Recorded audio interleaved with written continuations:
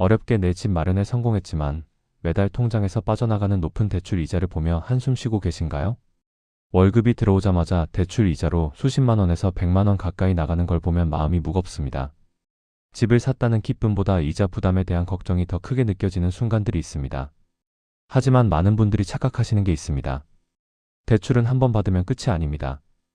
시장 상황에 맞춰 계속 관리해야 하는 금융상품입니다. 마치 휴대폰 요금제를 주기적으로 바꿔서 더 유리한 조건을 찾는 것처럼 대출도 적극적으로 관리하고 갈아타야 합니다. 오늘은 클릭 몇 번으로 연간 수백만 원의 이자를 아낄 수 있는 주택담보대출 갈아타기, 즉 대환대출의 모든 노하우를 공개합니다. 중도 상환 수수료를 정확히 계산하는 방법부터 정부 지원 저금리 상품을 최대한 활용하는 법까지 실전에서 바로 쓸 수 있는 구체적인 전략을 지금부터 하나하나 알려드리겠습니다. 이 내용만 제대로 실천하셔도 앞으로 수년간 절약할 수 있는 이자 금액이 어마어마할 것입니다. 대출 이자만 잘 갈아타도 외제차 한 대 값이 왔다 갔다 합니다. 과장이 아닙니다. 금리 1%만 낮춰도 3억 원 대출 기준으로 1년에 300만 원, 10년이면 3천만 원이 절약됩니다. 내 통장에서 새는 돈을 막아줄 대출 리모델링 전략 3단계를 지금부터 상세히 공개합니다. 첫 번째 단계는 갈아타기 전에 손익분기점을 정확히 계산하는 것입니다.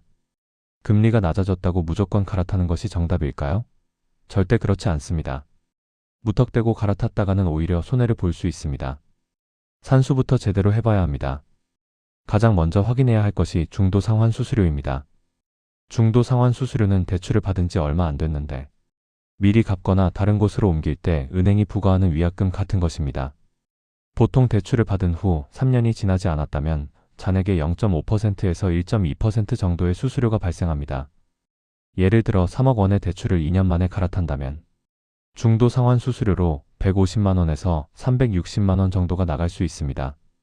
만약 갈아타서 절약할 수 있는 이자가 연간 200만 원인데 중도상환 수수료가 300만 원이라면 어떨까요? 당장은 손해입니다. 최소 1년 반 이상은 기다려야 본전을 뽑는 셈이죠. 따라서 아끼는 이자보다 내야 할 수수료가 더 크다면 조금 더 기다리는 게 현명한 선택입니다. 여기에 더해 부대 비용도 꼼꼼히 따져봐야 합니다. 새로 대출을 받으면 인지세가 들어갑니다. 대출 금액에 따라 다르지만 보통 수만 원에서 10만 원 단위입니다.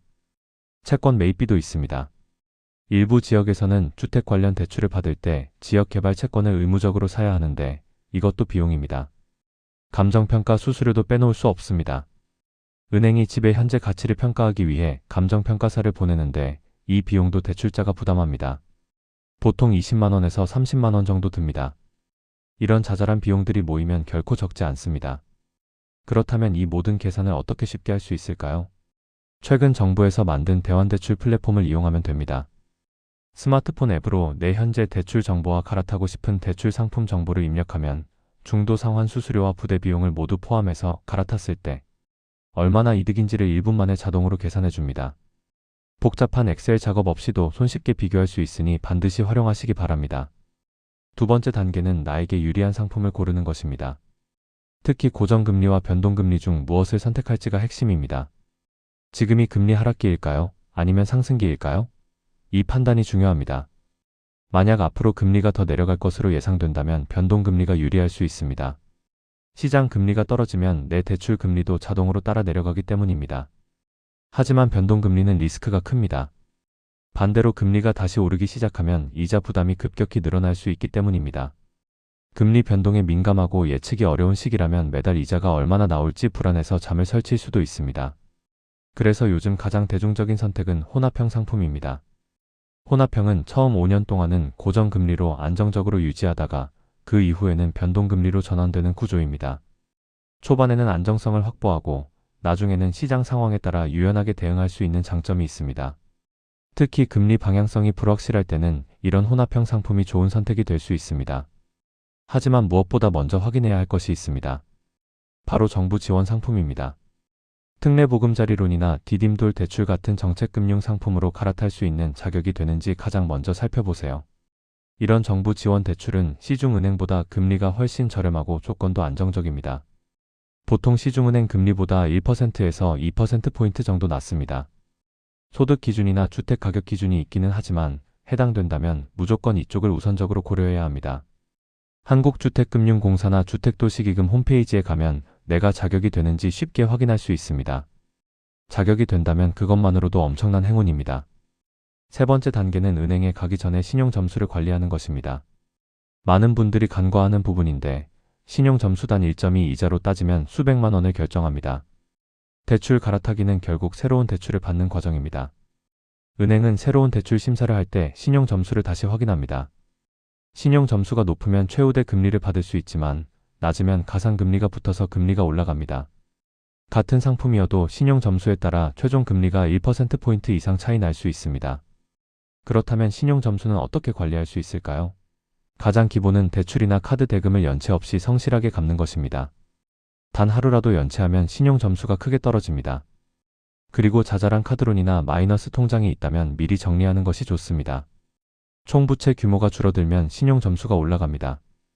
또한 여러 금융기관에서 동시에 대출 상담을 받으면 신용조회 기록이 많이 남아서 점수가 떨어질 수 있으니 대출 갈아타기를 결심했다면 한두 군데 집중해서 상담받는 것이 유리합니다.